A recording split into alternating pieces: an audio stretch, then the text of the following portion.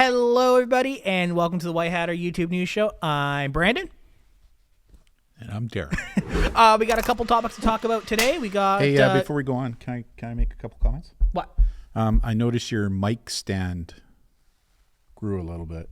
Oh yeah, there's an extender because I'm tall. Yeah, you are. I'm tall. Yeah, you are. Second thing, I noticed that you're kind of standing funny. Something going on with your neck? Oh yeah, I pinched a nerve on my neck the other day. So if I'm doing the show, I'll be like this all day.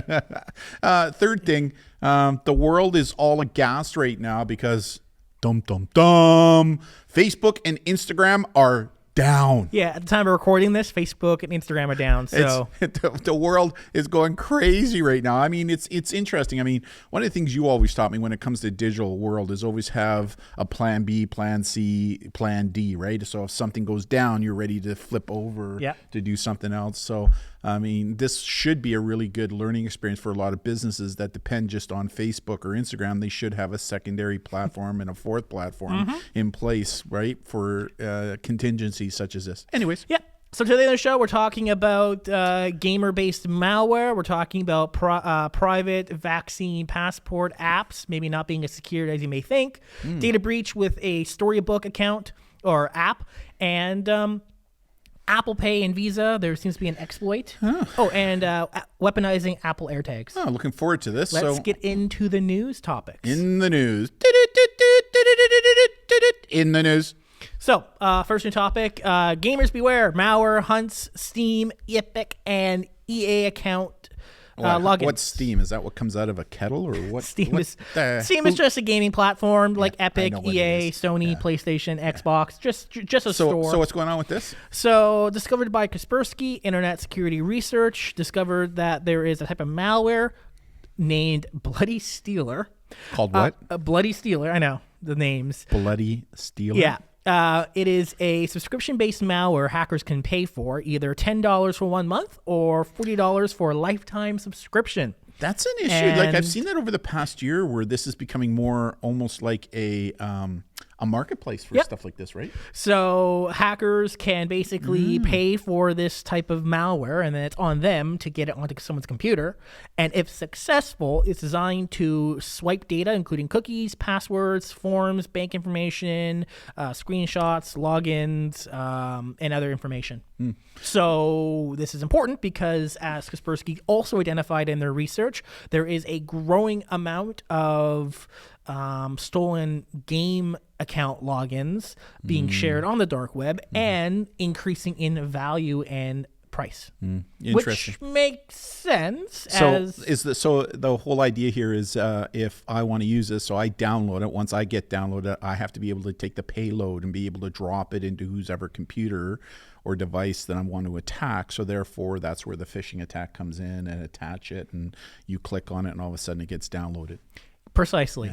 Yeah, it's not as if for hackers, some hackers may not have the technical expertise to craft their own virus, but they may have good manipulation tactics in order to get that virus onto someone's computer. Does modern virus protection software help to defend against something like this? Yeah, it does. I mean, at least it should, as it works beyond what comes with your operating system. I mean, the reality is with this virus protection software, it's always playing a game of catch up, right? Like as a new virus comes out, then virus software isn't going to pick it up until it's taught that it's out there, right? Yeah.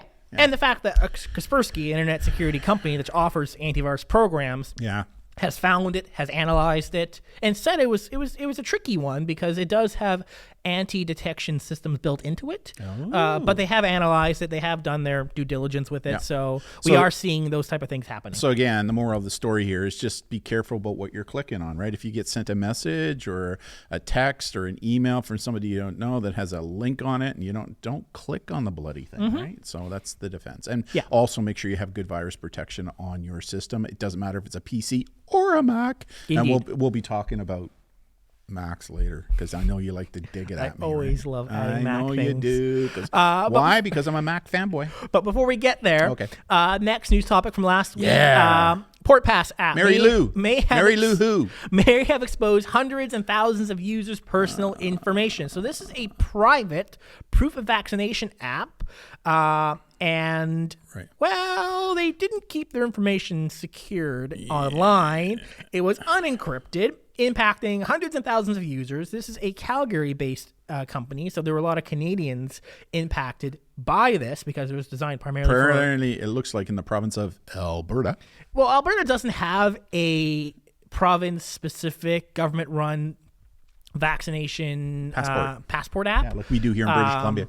So this is a private solution, and the problem is that information exposed include email addresses, names, blood types, phone numbers, birth dates, photos for identification like a driver's license, passports, and other information like that. And it can be viewed in plain text unencrypted. What? Yeah. So the app didn't encrypt any of this stuff? Didn't encrypt any of it, and it was publicly accessible. Oh, Joe. So again, I mean, I get it. You know, this province, it's like a state in the U.S. for those who are tuning in from the U.S. This province doesn't have a provincial COVID passport like we do here in British Columbia. Mm-hmm. So private companies decided, hey, let's see if we can get in on this deal. They develop an app to basically say to a province like Alberta, doesn't have it here, you can put this on your phone to help prove that you've been vaccinated. Yeah. But this company obviously didn't go after it with security at its baseline, allegedly. And now people who are using it, what was that private information again? Like, did you say blood type? Blood type, if entered, phone numbers, birth dates, photo ID, such as a passport or driver's license, all available. Yeah. So problematic, yes. And what's more problematic is some organizations in Alberta where they're saying, hey, you have to show proof of vaccination to order this facility. Although mandate or not, some organizations are saying, hey, you need to have proof of vaccination. So some organizations were recommending this app as a form of proof. Yeah, But the one they were recommending happened to have a big data flaw in it that made this information available. So I guess looking at this story, don't necessarily use private apps, because generally government-based apps have a lot of requirements, including going through privacy commissioners and all that stuff. You know, if a government app has a problem like this, it's a way bigger problem than a private company. Yeah, for sure. And, you know, I feel for people in Alberta who want to have something like this on their phone to make it easier to get into places that require proof of vaccination. Like, I get it, because everybody has these phones. So, you know, a private company stepped in to try and fill the breach. But the issue here is that company apparently didn't do its due diligence specifically on ensuring that, number one, it was secure, and number two, that they were encrypting the bloody information that they were getting. Yes. Anyways. With convenience comes vulnerability. Good example. Yep. Anyways, next one. Storybooks for children at FarFara exposes 3.3 million users. Actually, 2.9 million, but we're going to round up to 3. So this is a company that runs a storybook app, which you can read stories off phones for kids. And they had their data publicly accessible on the internet. They didn't properly secure it or encrypt it. Incident took place on October 9th. And details were released September 27th. And 2.9 million users, including following IP addresses, email addresses, encrypted passwords, which is good, authentication tokens, and number of times logged in, plus any social media tokens used to log in via social media apps. Again, we're hearing breaches like this almost every day now, right? So, I mean, if you are a family that is using FarFaria, I think that's how you pronounce it. FarFaria? FarFaria. But if you have that app and are using it, then immediately you should be changing your username and password, right? Not only on your account, but probably on all your other accounts, because there was some vulnerability. Yeah. Now, we don't know if, hackers, for example, found this and were exploiting it. This was a security researcher who just happened to come across this data publicly on the internet, and they were like, hey, you might want to fix this. But again, this data was available. We don't know who saw it. At least the security researcher did. But we don't know anything else beyond that. But still, now that it's become public, the wisest thing to do is change your username and passwords, right? Indeed. So, indeed. Next this one. is an interesting one. Oh, here we go. Apple Pay with Visa to make payments via locked iPhones accessible, but not in the good way. So this is because that's pretty convenient, right? Like, it is. Like, I've got Apple Wallet, and I've got my credit card on my Apple Wallet, right? So this is based off just perfect situations and how they line up. Only with Apple Pay and Visa. MasterCard doesn't work, or all the other ones, or Android, they're all working securely as they should. But through a particular situation, through Apple Pay and Visa, if you enable transit pay, on your Apple Wallet, which is kind of cool. Like, let's say you're going on to a subway or something, you take your phone, you just scan across a transit barcode or a transit card reader, and then you can get on transit without pulling out your phone or any other payment forms. Right. Accessibility, which is great. The problem here is that security researchers were able to transmit $1,000 from someone's account, their account, not their controlled account, by just getting a card reader, putting in a couple codes to make it a transit card reader, which are then readable without logging in or verification from the phone. I'm just checking my wallet here. Let me just go. I don't want to show anybody what I got going here. Like, check it, and Express Transit is off. Okay, so you're fine. Fine. Yeah. So Express Transit off. So therefore, someone can't walk by with a card reader and just steal your data off a credit card, and transfer money. Express Transit has to be on.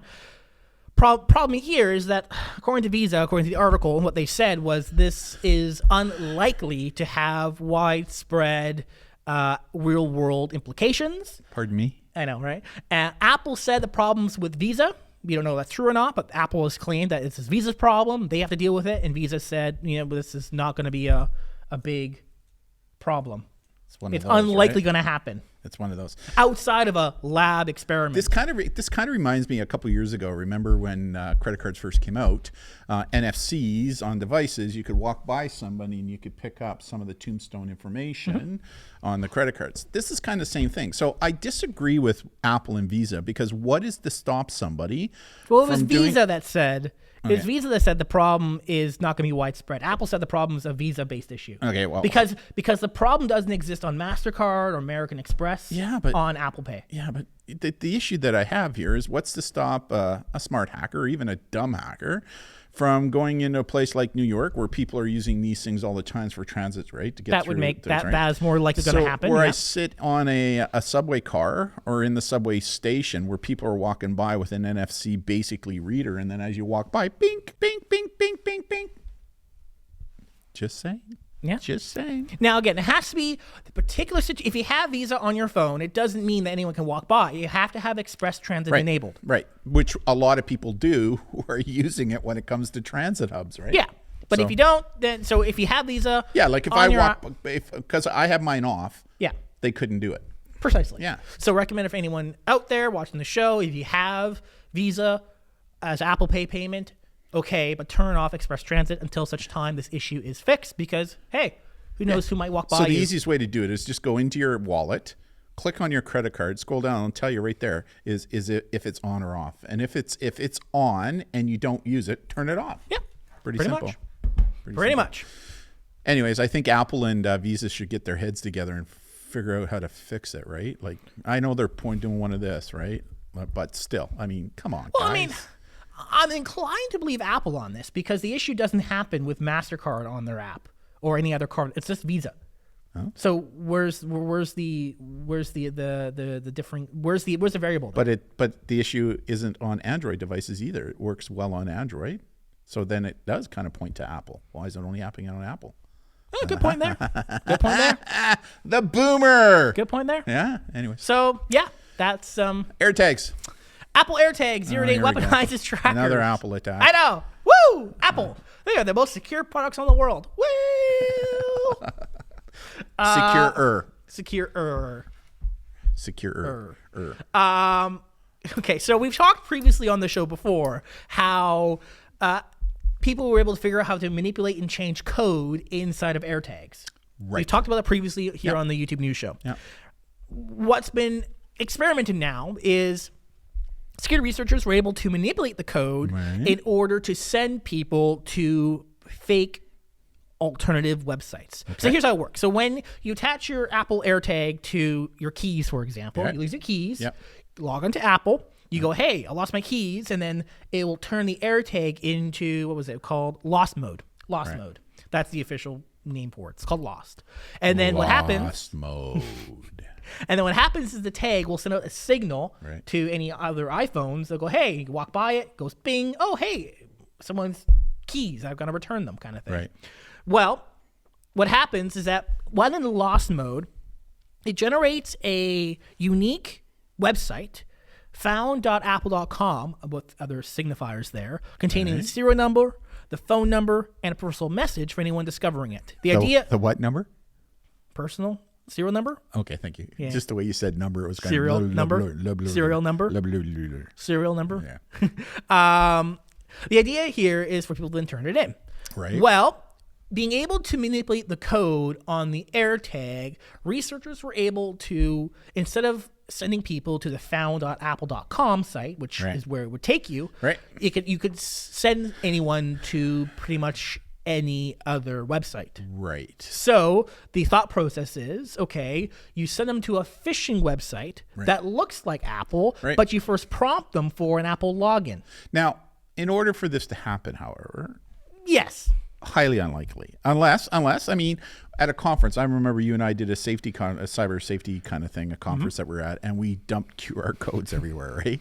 And they weren't malicious. They were just taking people to a website saying they could be malicious. Right. So, and it was amazing at a cybersecurity conference. No, it was a social media conference. Or social media conference where people are told not to do that kind of stuff.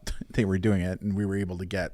It was very interesting to see what happened. So basically, this could be, hypothetically, the same type of an attack. Or kind of like thumb drives, where you just drop thumb drives everywhere, and lo and behold, somebody is bound to pick one up and plug it into their device. Research has showed a good portion of people will plug it at some point. So it's kind of the same thing, right? Where if you're a hacker, you buy a couple of these things, could be pretty expensive, toss them. Somebody picks it up and goes, oh, then they click on it, and because the hacker has reprogrammed the code, it won't take them to the official site. It will now take them to a phishing or hacking site. So as people sign into their Apple account, it is now capturing username and password. Yeah. Precisely. Now, I got it. It's Monday morning. I haven't even had my coffee yet, and I got that. The probability of this being a real-world impactful situation's unlikely because it has a physical component. Right. Someone needs an AirTag. Right. Which are not cheap. No. But you can assume, you know. Look at how cool they are. I know, right? They're cool. But you can probably assume with an AirTag-based phishing tactic like this, people are probably more likely going to fall for it. Yeah. Right? True enough. So although it might cost, how much are AirTags right now? I don't know. You know what Apple should do though? They should make one of gold, silver, and bronze and make them bigger and then kind of use them as the Olympic medals. Huh? What a great branding. Apple, if you decide to use that, we get a cut. It's, interesting, thought-provoking, especially from my perspective about thinking about it from a criminality standpoint. Expensive to do, but the rewards could outweigh the cost. Account logins are a valuable piece of information. They are. And a lot of people are now assigning their credit cards to their Apple account, right? So therefore, to like Apple Pay, I think that's attached. I don't think you can assign a credit card to your Apple account so that if you're downloading movies, games, or stuff, that's true. Right? That's true. So again, I'm just thinking maliciously, right? Like once I get into somebody's account, I now have access to that credit card and information. I could order stuff and then send it to a PO box, right? Yeah, you very well could. Yeah. Interesting. This is for information purposes. And in order to do only. this, you need to understand how the code works and break down the code, how to access the AirTag. Exactly. So it's not like anybody can buy an AirTag and make it malicious. And Apple has yet to say they have a fix for it, but they said they're planning to in a future patch whenever that happens. But so far, I guess, what's the story here? What's the message? If a device is telling you to go somewhere on the internet and you didn't ask for it, maybe be double checking where it's going. Yeah, just be careful, right? Hey, I wonder how much of the market, have you read anything anywhere about how AirTags has taken market share away from Tile? I haven't read the percentage of market penetration. Yeah. It would be interesting to know that, right? Because that was their biggest competitor. Or prior to this, it was Tile, right? Like Tile kind of does the same thing. It would be very interesting to see how much of a market Apple took from Tile. Just saying. Yeah. The Apple AirTags are more pricier. Yeah, for sure. But look at how cool they are. But they do work. But they do work in the Apple ecosystem. Yeah, they do, and they're cool. Look at them; they're cool. Yeah. Hey, it's the first week of October. Yes. And there was this thing that had to be done. Oh, right. My October projects. Is the October project done? Yes. Is that something that you wish to talk about right now? I don't have any material to talk about it with right now, but yes, officially at the time. Hold on. Officially at the time of now recording this, when it will go live, we now have video on demand available. Woo-hoo! So here in the studio, produced, edited from our members here in our team, we were able to produce 2 videos, grade 4, 5, 6, 7, which are similar to our full live in-person or broadcast grade 4, 5, 6, 7 program for students, but in an edited, condensed, essential form, like a TV show or a movie. I mean, available for download. I watched them. You did a hell of a good job on them. And it's more, they're not just talking heads where you're standing in front of a camera talking, right? Like they're actual video productions. I like to say that they're a combination between Bill Nye the Science Guy and is it Alden Eats or Alton Brown Good Alton Eats? Brown Good Yeah, Eats. I mean, it's just the way you've done it is just spectacular. And so you have a they're 35 minutes, and one is for students who are being between 30 and 35. Yeah, so one would be for students in grades 4, 5, and then the other one were 6 and 7. So they're pre-recordings, which is really kind of cool, so you can watch it. What's really cool about this now is that families can watch it at home, or schools can watch it in the classroom. And the cost of it is under $35 Canadian. I mean, it's less money than going to like a movie theater as a family to watch a movie. That's without popcorn. Like if you add popcorn in there as well, it's way cheaper, right? So I mean, it's just a really good way to kind of help get our message out there. And because we've been asked for years now from families especially, hey, listen, Darren, do you have anything in video format that we can watch at home with families? Well, now we have that, but more importantly for schools, especially smaller schools who maybe don't have the technology to do live broadcasting, but if they can stream like a Netflix or YouTube, well, they can, or maybe they don't have a huge budget. Right? It's 10 times more affordable than, say, us doing it live in person or virtually. I mean, there's the cool thing about the virtual thing. It is live. It is interactive. There is Q&A, and which the kids love, right? So that's the benefit of doing that compared to the recording, because the recording, there is no Q&A, but we now do offer as an add-on that if a school now books or decides to download the video on demand, 30 for 35 minutes, well, they can now also book with us a 30 to 45 minute live Q&A as a follow-up as well. So even if you combine those two together, it's still maybe cheaper. Well, it is cheaper than doing the live presentation, right? So having said that, there's nothing better than the live presentation. Yeah. But you've done it. It's cool. It's going to be up when on the site? Should be later today when we're finished recording here. Cool. So when it goes on YouTube, it Congratulations. will be available. Oh, thank you. You did it.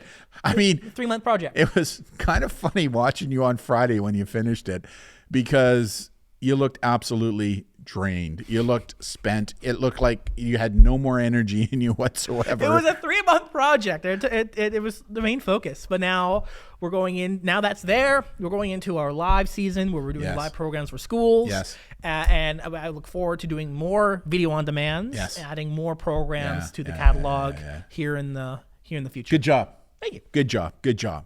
Well, great show. I'm Darren. I'm Brandon, and we'll see you all next time. See ya. Bye. Bye now.